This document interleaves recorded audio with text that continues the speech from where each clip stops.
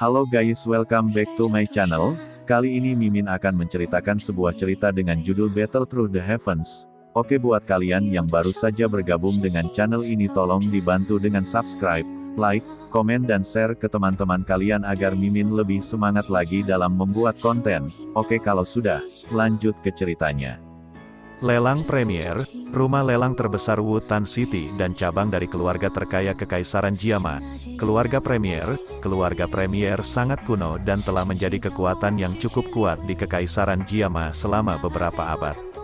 Jaringan mereka benar-benar mengesankan dan beberapa rumor bahkan mengklaim bahwa keluarga Premier memiliki hubungan dekat dengan keluarga kerajaan Jiama.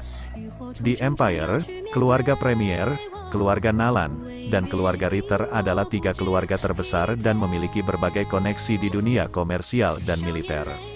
Oleh karena itu, dengan dukungan keluarga Premier, tidak peduli seberapa menarik keuntungan dari pelelangan, tidak ada yang berani mencoba apapun terhadap mereka. Melihat rumah lelang di ujung jalan, Xiao Yan berbelok ke gang samping dan dengan cepat mengenakan jubah hitam. SL, bayangkan jubah sekolah Harry Potter. Jubah hitam tidak hanya menutupi wajah Xiao Yan, tetapi juga mengubah tubuhnya yang kurus agar tampak lebih lebar. Bahkan jika Sue-er melihat sosok berjubah itu, dia tidak akan bisa menyadari bahwa itu adalah Xiao Yan. Setelah ditutupi oleh jubah hitam, Xiao Yan menghela nafas lega, bukan karena Xiao Yan terlalu berhati-hati, melainkan karena Foundation Elixir terlalu berharga. Untuk klan, daya tarik Foundation Elixir sangat besar. Jika seseorang dapat memproduksinya secara massal, maka itu berarti generasi muda klan akan tumbuh pada tingkat yang dipercepat, yang akan membantu klan meningkatkan kekuatan mereka dan pada gilirannya mengarah pada siklus positif.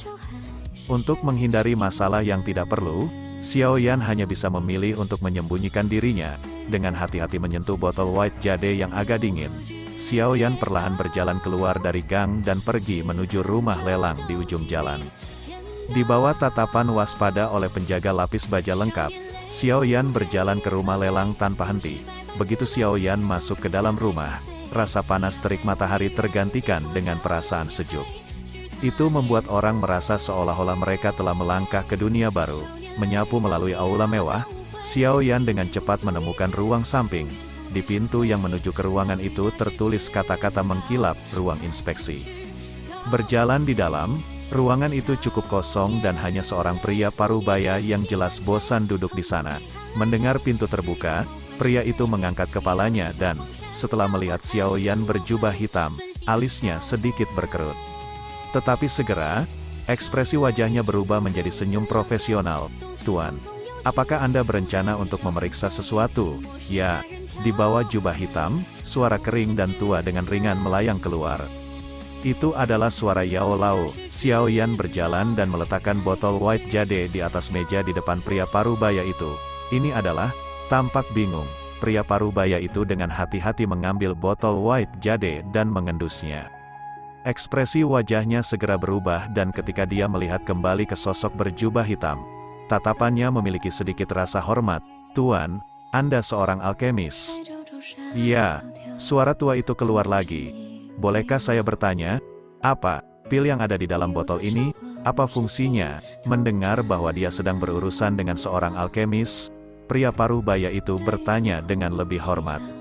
"Eliksir yayasan ini dapat meningkatkan kecepatan pelatihan Douqi tetapi hanya berguna untuk orang-orang di bawah level Douze." "Oh, itu bisa meningkatkan kecepatan latihan Douqi." Mendengar kata-kata Yao Lao, ekspresi pria parubaya itu berubah. Semua orang tahu bahwa Douqi hanya bisa dilatih mengikuti formula yang ditetapkan dan karena jalur Qi untuk individu sangat lemah pada saat ini, jika efek obatnya terlalu kuat, maka jalur Qi akan meledak dan orang tersebut akan mati. "Ramuanku tidak memiliki efek samping dan kekuatan obatnya sangat damai sehingga tidak akan menyebabkan hal seperti itu terjadi. Anda tidak perlu khawatir tentang itu terjadi." Seolah-olah dia bisa mengerti apa yang dipikirkan pria parubaya itu, suara keriput itu dengan tenang menjelaskan. Ekspresinya berubah sekali lagi. Pria parubaya itu dengan hati-hati meletakkan botol white jade di atas meja di depannya dan dengan hormat bertanya, "Tuan, bisakah Anda menunggu sebentar? Saya perlu meminta Master Guni pelelangan kami untuk memeriksa eliksir ini." "Tentu." Cepatlah, melambaikan tangannya, Xiao Yan tidak berpura-pura sopan dan duduk di kursi di samping. Pria parubaya itu dengan cepat mengangguk dan buru-buru meninggalkan ruangan. Duduk di kursi, Xiao Yao tetap diam dan tidak berusaha berbicara dengan Yao Lao. Ini adalah tempat orang lain dan berhati-hati lebih baik daripada tidak. Siapa yang tahu jika ada hal-hal yang bisa mendengarkan percakapan mereka. Setelah menunggu di kamar sebentar, pria parubaya itu kembali dengan sesepuh berjubah hijau dengan rambut sedikit memutih. Di dada tetua bukanlah bintang emas melainkan sesuatu seperti tungku alkimia dan di tungku alkimia ada 2 garis perak yang berkilauan dengan keanggunan. Tuan, ini adalah Guni Master lelang kami. Dia adalah 3 dadosi kecil. Pada saat yang sama, dia juga seorang alkemis tingkat kedua. Pria parubaya itu dengan hormat memperkenalkan pendatang baru itu. Mendengar identitas sesepuh, alis Xiao Yan secara naluriah melompat. Ini adalah pertama kalinya dia bertemu dengan seorang alkemis di samping Yao Lao. Dia dengan hati-hati memeriksa kembali yang lebih tua. Penatua memiliki wajah merah dan meskipun jubah hijau tampak biasa, ada secercah cahaya yang melonjak di atasnya. Jelas, jubah ini memiliki semacam inti monster yang ditanamkan ke dalamnya. Di wajah biasa para tetua adalah kesombongan yang selalu ada, sesuatu yang dimiliki semua alkemis. Sementara Xiao Yan sedang memeriksa Guni, Guni juga mempelajari orang di depannya. Alkemis tidak seperti Douzes dan alkemis sangat dicari oleh berbagai kekuatan. Karena itu, ketika Guni sedang mempelajari Xiao Yan, dia juga mencoba menebak siapa alkemis itu. Pria parubaya itu dengan hati-hati mengambil botol giok di atas meja dan memberikannya kepada Guni. Mengambil botol White Jade, Guni pertama-tama mengendus aroma manis sementara mata tuanya sedikit tertutup. Dengan ringan memiringkan botol, setetes cairan hijau perlahan bergulir dari lubang botol hingga mendarat di tengah telapak tangan Guni. Menatap cairan hijau, Guni mencabut jarum perak dan di ujung jarum menunjukkan sedikit fluktuasi Douqi. Diam-diam menyelinap ke dalam cairan hijau dan perlahan diaduk.